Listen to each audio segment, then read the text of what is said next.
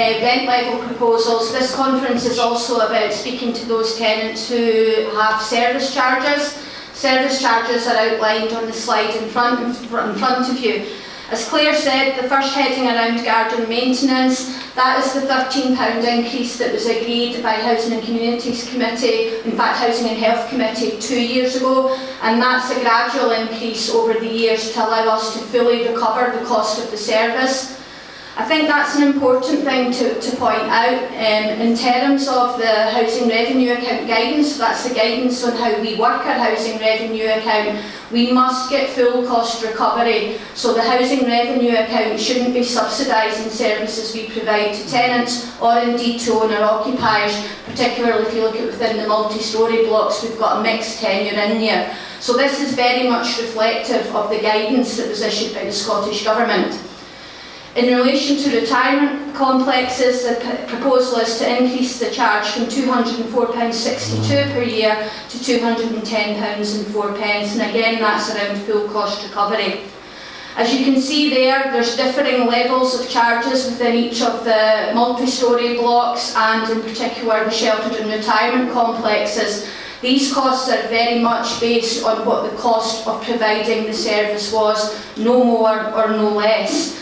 In terms of the increases as well, what we will be doing moving forward is doing drop-in sessions in each of the sheltered and retirement complexes, and also offering all our tenants in Market Milne and Lickley Court the opportunity to meet with a member of staff to discuss this, because we absolutely appreciate that any level of increase, whether small or large, can have a significant impact on an individual, and we want to make sure that we're there to support them. So in terms of our proposals for our service charges, these are what they are moving forward for 2019-2020. So to move on, around how social landlords consult tenants about increases, Claire set a lot of the background to that and outlined how important it is and how imperative it is, not only to the Scottish Government but to us as a landlord, to make sure we involve as many tenants as we possibly can and give as many tenants the opportunity to participate. We need to be transparent about how we determine affordability, and for those of you that were here last year, that was also a further enhancement we made to our approach to consultation and engagement, and I'll talk later about how our affordability model, which looks at local income levels in Perth and Kinross and works out on a percentage basis the number of residents in Perth who can afford our rents, and we also do some comparisons as well with other social housing providers, so other housing options in Perth and Kinross, and we've also compared ourselves with other local authorities as well, and that income data has been updated every year, so it is the most up-to-date information we have. It's not historic. We'll talk to current and prospective tenants. We did that last year. We absolutely will do that this year, and that's to any of our applicants, so our future tenants who are on our waiting list and who are under offer for accommodation. But most importantly, it's about giving tenants genuine options. Importantly, that's plural, as Claire said. This is the second year. We are proposing 3 options to you. Prior to this, it was a single option we came with as a recommended option, and there was no voting on that. And that we need to make sure that when you're considering these options and you're voting on them, that you know what that means for you as an individual tenant, and also for the wider service in terms of investment in your home and the level of service delivery. So today we're going to propose 3 genuine rent options. They've been fully assessed by the management team. As Claire said, you've seen this is just a sort of sample of the meetings and consultation we've had within the service, and these are all genuine rent options. As Claire alluded to, they don't place the Housing Revenue Account business plan at risk. It means, you know, we can continue to deliver. We've outlined what each of the options would mean, as I've said, in terms of investment levels in your home, and also as the way we deliver services. Each of the 3 options has been assessed against an affordability model and in comparison with other social housing providers in the area and neighbouring local authorities. And following on, every current and prospective tenant will be asked to feed back on their individual preference. So to get to the nitty-gritty, what you're all here for, what are the 3 options that we are proposing today? Option 1 is a 1.5% increase, option 2, 2.2, and option 3 is a 3% increase. Option 1 will allow us to continue to deliver on your priorities and maintain current levels of service. However, as Claire alluded to, we face a particularly significant challenge around voids.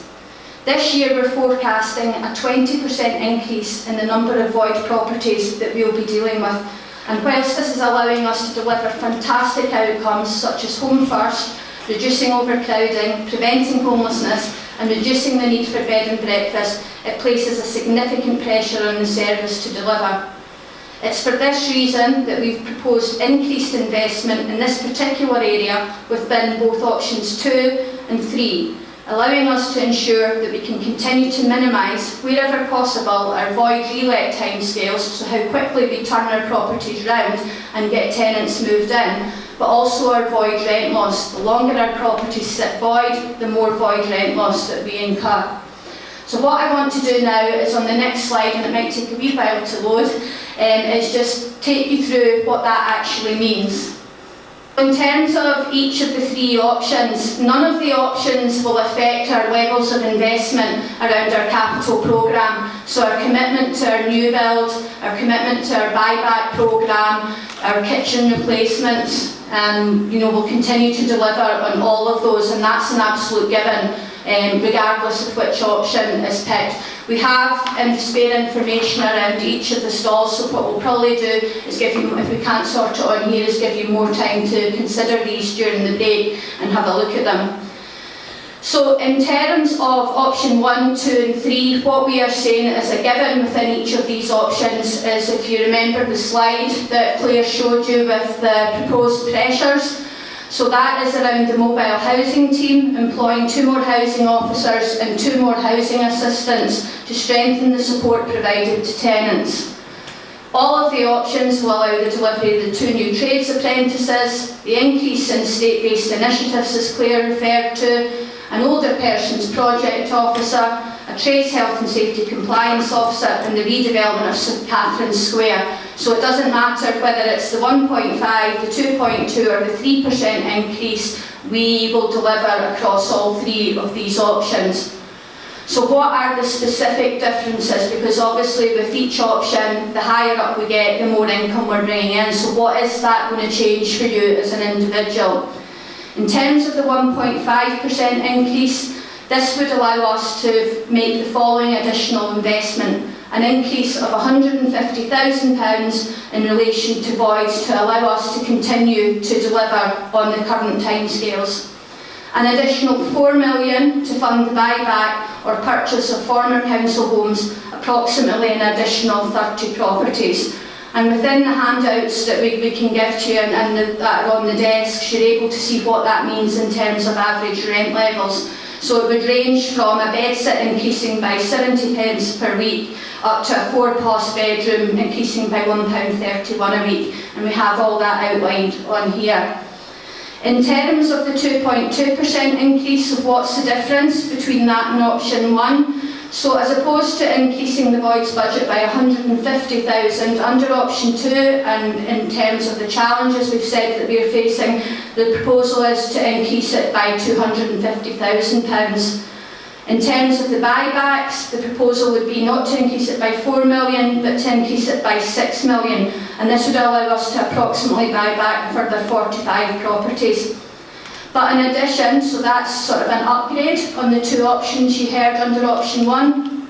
In addition, under option 2, we would plan to increase the planned maintenance programme by £150,000, 1 million increased investment in sound insulation. In terms of the final difference between option 1 and option 2, it was one we would propose under option 2 additional investment of a further £1 million in environmental improvements. And if you remember for Claire's presentation, that was one of the key priorities that came back in the voting survey that we sent out towards April and June.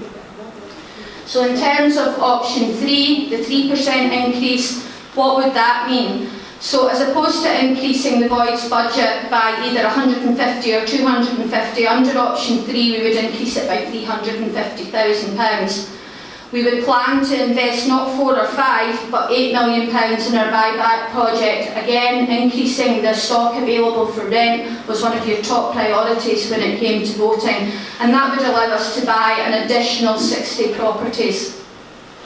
We would plan to still continue to just increase the planned maintenance programme by £150,000, so that's the same as under option 2.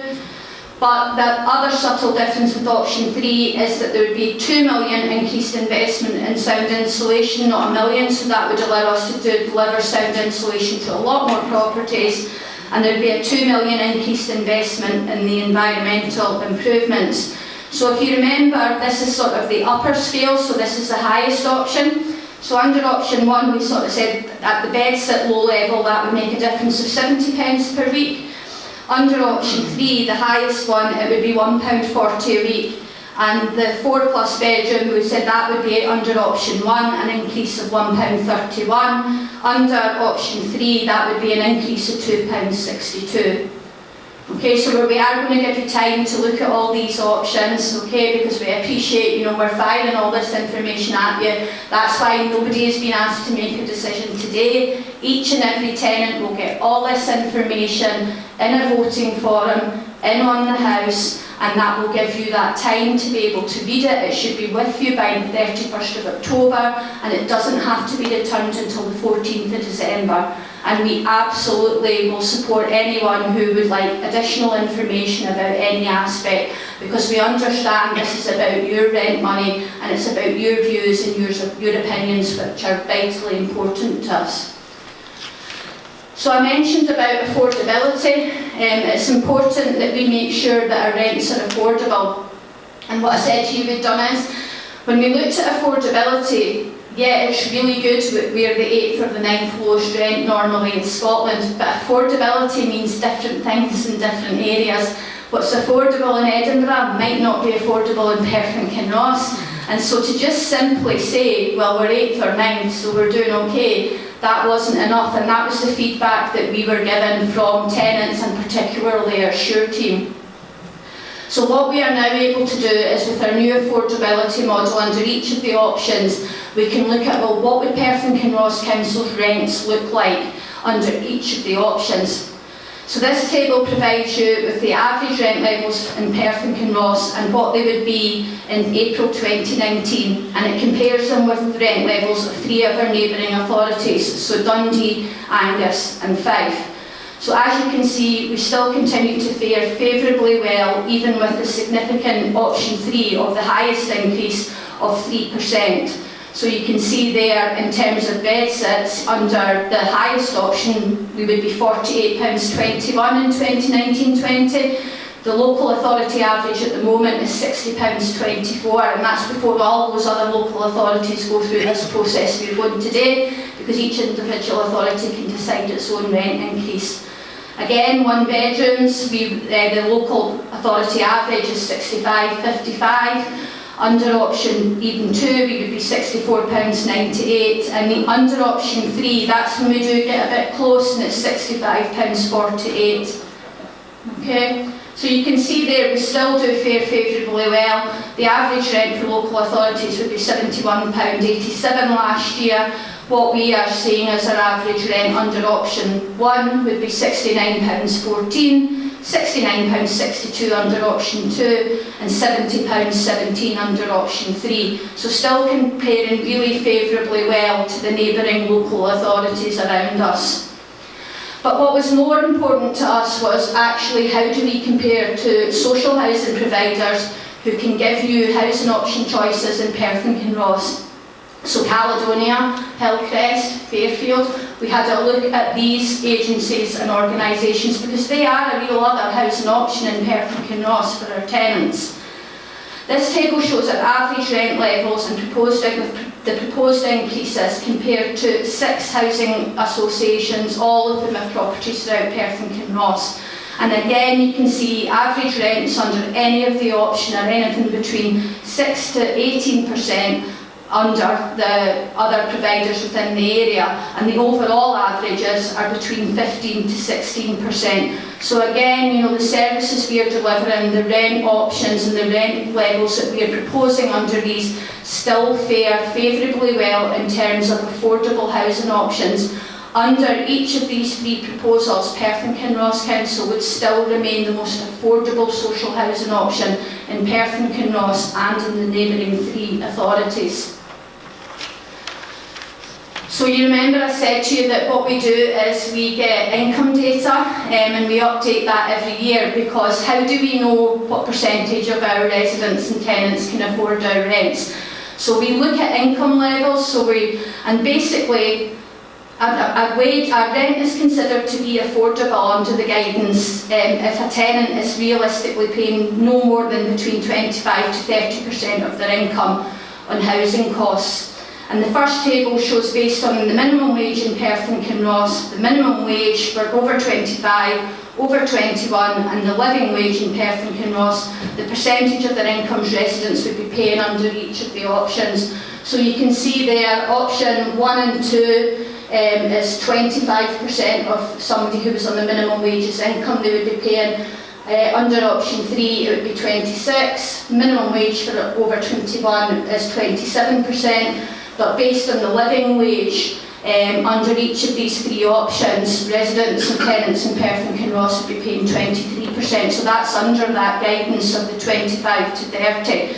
And what we've done is just give you a helpful comparison of actually, in terms of the other local authorities and the other social housing providers in the area, what percentage of income would residents in Perth and Kinross be paying towards the rent. And you can see there, for the social housing providers, the lowest is 27%, but actually, it rises up to 32% of an individual could afford our rents, and I think it's important to put that's without assistance. So that's without the option of universal credit or for non-working age for housing benefit. So that doesn't take into account that income. So I think, to be sitting at 83% with all three of these options against social housing providers who are currently sitting at 78%, that's not too bad a place to be.